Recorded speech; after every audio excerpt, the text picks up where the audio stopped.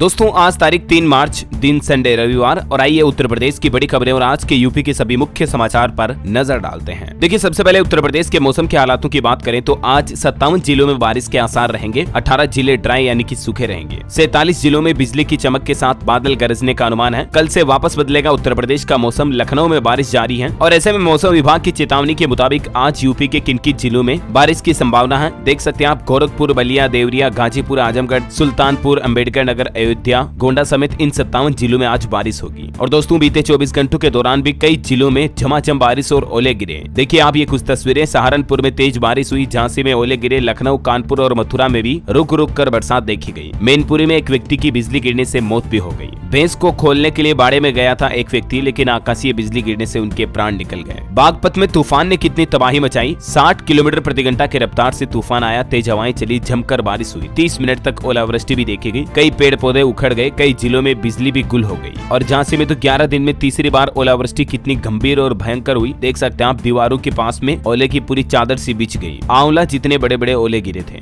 गाड़ियों के शीशे भी टूट गए। तो ये कुछ हालात चल रहे हैं यूपी के मौसम के। और चलिए आगे बढ़ते हैं खबरों में। देखिए आप, भाजपा की पहली लिस्ट में उत्तर प्रदेश से 51 नाम घोषित किए जा चुके हैं लोकसभा चुनाव के लिए। हारी हुई सीटों पर 4 नए चेहरे खड़े किए गए। पीएम मोदी खुद वाराणसी से, तो वहीं नृपेंद्र मिश्रा के बेटे को श्रावस्ती से टिकट दिया गया। प्रधानमंत्री वाराणसी लोकसभा सीट से भाजपा के उम्मीदवार के रूप में चुनाव लड़ेंगे। उन्होंने ट्वीट करके कहा कि तीसरी बार काशी की बहन और भाइयों की सेवा करने के लिए तत्पर हूं। कार्यकर्ताओं ने जश्न भी मनाया, तस्वीरें आप देख सकते हैं। और ये रहा पीएम मोदी का ट्वीट भी। और इन चुनावी उम्मीदवारों की घोषणा के बीच एक सबसे बड़ा अपडेट ये है कि रालोद यानी कि राष्ट्रीय लोकतांत्रिक दल एनडीए में शामिल हुआ। गृह मंत्री अमित शाह और जेपी नड्डा से मिले जयंत चौधरी। बीजेपी के राष्ट्रीय अध्यक्ष बोले कि दिल से स्वागत है। जयंत चौधरी की पार्टी राष्ट्रीय लोक दल आरएलडी ऑफिशियली एनडीए में यानी कि भाजपा में शामिल हो चुकी है। सपा ने भी आरएलडी को जो 7 सीटें देने का वादा किया था, लेकिन आरएलडी भाजपा के साथ आ गई सपा के साथ जाने की बजाय। यूपी के 17 जिलों में सबसे ज्यादा जाट एक्टिव रहते हैं, जहां आरएलडी पार्टी का वर्चस्व है। और उतारे गए चुनावी उम्मीदवारों की कुछ सीटें भी देख लीजिए आप। बॉलीवुड अभिनेत्री हेमा मालिनी को मथुरा से उम्मीदवार बनाया गया है। ये तीसरी बार लोकसभा चुनाव लड़ेंगी। तो वहीं गोरखपुर से एक बार फिर लोकसभा चुनाव लड़ेंगे रवि किशन। सीएम योगी की परंपरागत सीट पर बीजेपी ने दोबारा इन्हें मौका दिया। बांसगांव से चौथी बार कमलेश बने उम्मीदवार। चंदौली से डॉक्टर महेंद्र नाथ पांडे भाजपा के उम्मीदवार बनाए गए। फतेहपुर लोकसभा सीट से साध्वी निरंजन ज्योति को मिला टिकट। तीसरी बार भाजपा ने इन पर भरोसा जताया। साक्षी महाराज पर भी भाजपा ने तीसरी बार भरोसा जताते हुए उन्हें उन्नाव लोकसभा क्षेत्र से टिकट दिया। और इन लोकसभा चुनाव की तैयारियों के बीच बीजेपी का नया प्लान देखिए। इस बार घोषणा पत्र के लिए जनता का सुझाव लेगी भाजपा। काशी में विकसित भारत संकल्प पत्र अभियान का आगाज किया। पीएम मोदी तक जाएंगे सभी सुझाव। और राजधानी लखनऊ से जीत की हैट्रिक लगाने के लिए देश के रक्षा मंत्री राजनाथ सिंह खुद यहां से लोकसभा चुनाव लड़ेंगे। कुछ और पॉलिटिक्स से अपडेट है, आपको आगे बताऊंगा। फिलहाल देखिए अगली बड़ी खबर। उत्तर प्रदेश में बिजली विभाग का बड़ा फैसला। काम न करने वाले संविदा कर्मियों को 15 दिन के अंदर अंदर नौकरी से निकाला जाएगा। बेरोजगार हो जाएंगे संविदा कर्मी। और खबर है आरओ की परीक्षा को भी रद्द कर दिया पुलिस भर्ती के बाद। अब ये भी 6 महीने में दोबारा होगा एग्जाम। एसटीएफ करेगी पेपर लीक की जांच। मुख्यमंत्री योगी आदित्यनाथ बोले कि किसी भी हालत में दोषियों को छोड़ा नहीं जाएगा। 7 लाख से भी ज्यादा अभ्यर्थियों ने आरओ का एग्जाम दिया था और इस एग्जाम को भी रद्द करने के लिए युवा काफी समय से आंदोलन कर रहे थे। तो आखिरकार पुलिस भर्ती परीक्षा को निरस्त करने के बाद योगी सरकार ने ये समीक्षा अधिकारी और सहायक समीक्षा अधिकारी की भर्ती परीक्षा को भी निरस्त कर दिया है। पेपर लीक मामले पर एक और बड़ी खबर देखिए। 15 से 20 हजार में होता था पास कराने का ठेका। आगरा में इस तरह से किया जाता था खेला। आगरा में पेपर लीक मामले में पुलिस ने मुख्य आरोपी को गिरफ्तार किया और पूछताछ में कई राज खोले। अब परीक्षा केंद्रों पर एक और नया आदेश जारी हो चुका।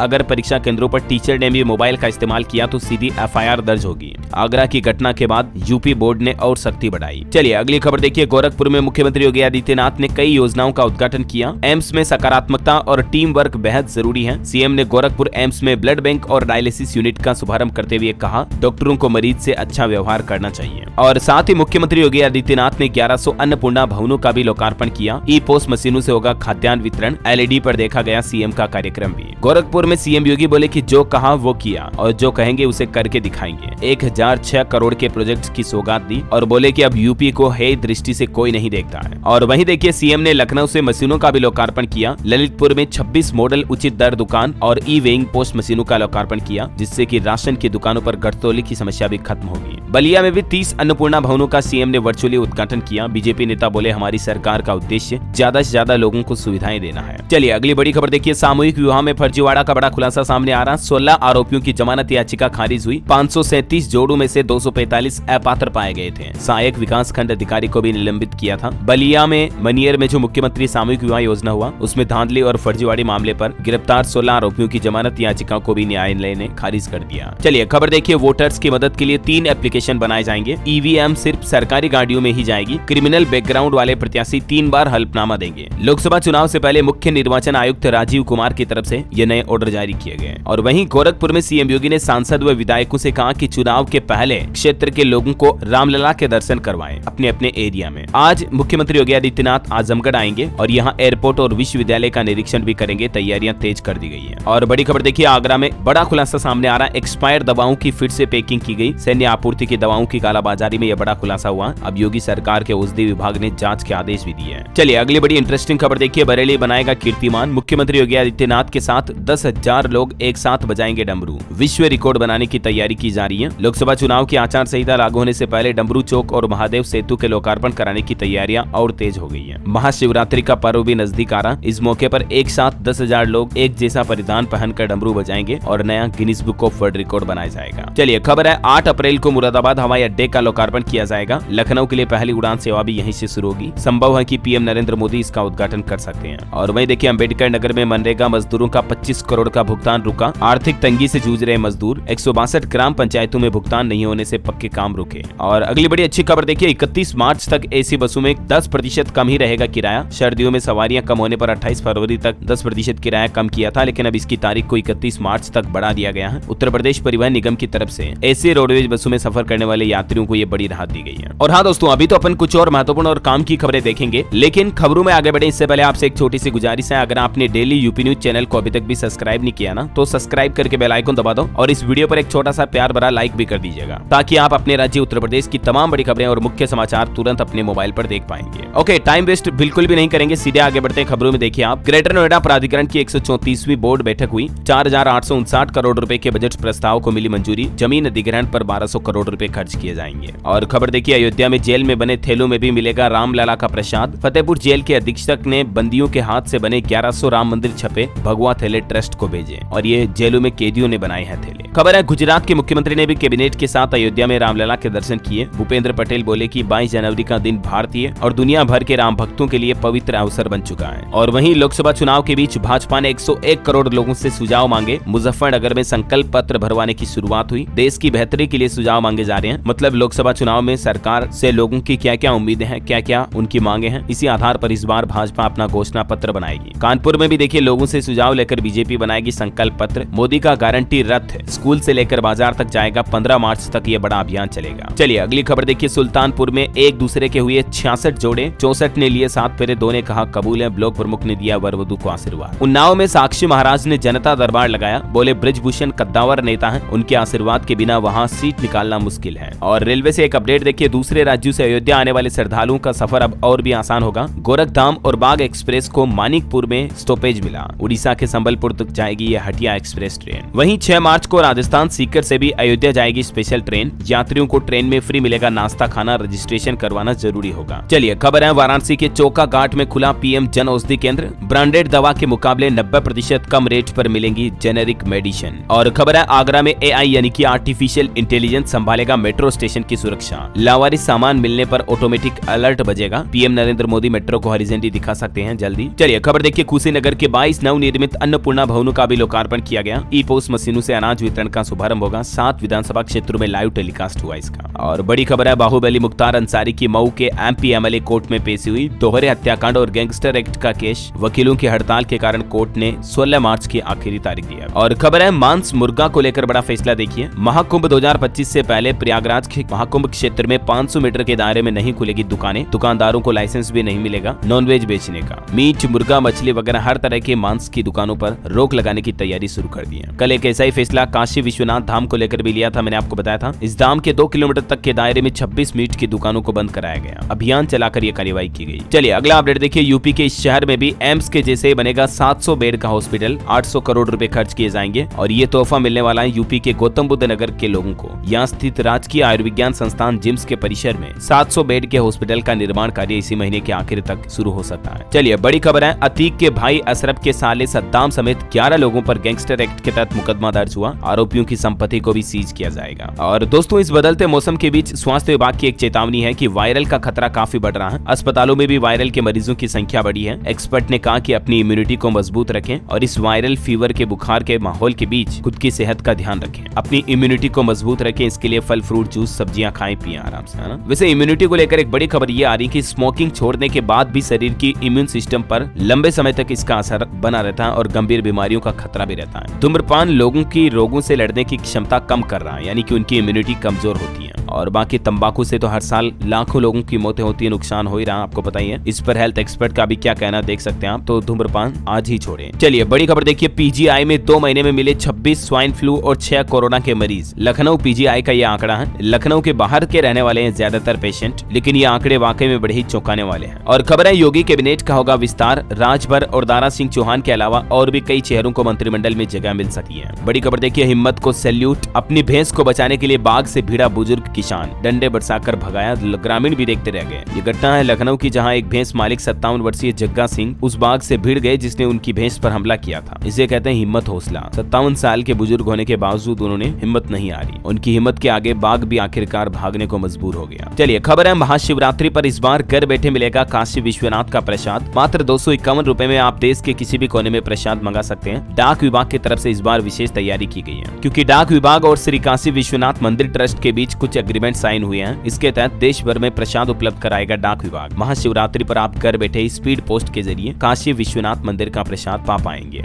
चलिए खबर है, जमानत पाकर पहली ही तारीख पर राहुल गांधी नहीं आए। अमित शाह पर अभद्र टिप्पणी के मामले में 13 मार्च को एमपी एमएलए कोर्ट करेगी अगली सुनवाई सुल्तानपुर में। और देखिए कौसाम्बी के डीएम ने 20 अन्नपूर्णा भवन का लोकार्पण किया। कौसाम्बी में ई पोस्ट मशीन से खाद्यान्न वितरण का शुभारंभ होगा। मुख्यमंत्री के प्रोग्राम का लाइव टेलीकास्ट भी हुआ। और खबर आ रही, लखनऊ में फ्लैट किराए पर देने वालों की मुसीबतें बढ़ी। लखनऊ में ऐसे ओनर 50,000 से भी ज्यादा हैं, लेकिन उन्हें अब 25% ज्यादा हाउस टैक्स देना पड़ेगा। अगर आपने भी फ्लैट खरीदकर उसे किराए पर दिया है तो आपकी पॉकेट पर अब बोझ बढ़ने वाला है, क्योंकि ऐसे लोगों को 25% अतिरिक्त हाउस टैक्स का भुगतान करना पड़ेगा जिन्होंने अपने फ्लैट को किराए पर चढ़ा रखा है। इस संबंध में नगर निगम की तरफ से निर्देश भी जारी कर दिए, देख सकते हैं। और वहीं खबर है, 10 मार्च को आजमगढ़ आएंगे प्रधानमंत्री नरेंद्र मोदी। यहाँ मंदूरी एयरपोर्ट के साथ विश्वविद्यालय का लोकार्पण भी करेंगे। खबर है, वाराणसी संस्कृत विश्वविद्यालय ने बढ़ाई शॉर्ट टर्म कोर्स एप्लीकेशन की डेट। 15 मार्च तक भर सकते हैं ज्योतिष, कुंडली, वास्तु, भाषा, कर्मकांड और योग कोर्स के फॉर्म। और एक बड़ी खबर फिर से आ रही कि उत्तर प्रदेश में फिर से बोर्ड एग्जाम पेपर लीक की खबर। व्हाट्सएप पर वायरल हुआ इंटर का पेपर, अब जांच कमेटी भी बनाई गई, देख सकते हैं आप डिटेल। और अच्छी खबर है, अयोध्या जिला अस्पताल सभी बेड तक पहुंचेगा ऑक्सीजन। 60 बेड पर जल्द ऑक्सीजन की सप्लाई शुरू की जाएगी। चलिए अगला अपडेट देखिए, उत्तर प्रदेश में स्मार्ट बिजली मीटर में बिजली उपभोक्ताओं को बड़ी सहूलियत मिलेगी। घर से बाहर जाने पर बंद हो जाएगा मीटर, मोबाइल से रखी जा सकेगी नजर। ये भी स्मार्ट प्रीपेड मीटर में बिजली विभाग की तरफ से आपको सुविधा दी जाएगी, है ना। और बाकी मौसम विभाग का कहना है कि पूर्वांचल में 2 दिन बादलों का डेरा छाया रहेगा, गरज चमक के साथ बूंदाबांदी भी होगी, तो मौसम को लेकर सावधान रहें। और आप मुझे कमेंट करके बताइए कि आपके जिले में अभी बारिश कैसी हो रही, कितनी हो रही या नहीं हो रही, कमेंट में बताइएगा। और साथ ही इस वीडियो को लाइक और शेयर करना, डेली यूपी न्यूज चैनल को सब्सक्राइब करना बिल्कुल भी मत भूलना, ताकि आप अपने राज्य उत्तर प्रदेश के डेली समाचार से, मुख्य अपडेट से वाकिफ रह पाएंगे। ओके, मिलेंगे अगले नेक्स्ट अपडेट में, तब तक के लिए जय हिंद, जय भारत, वंदे मातरम।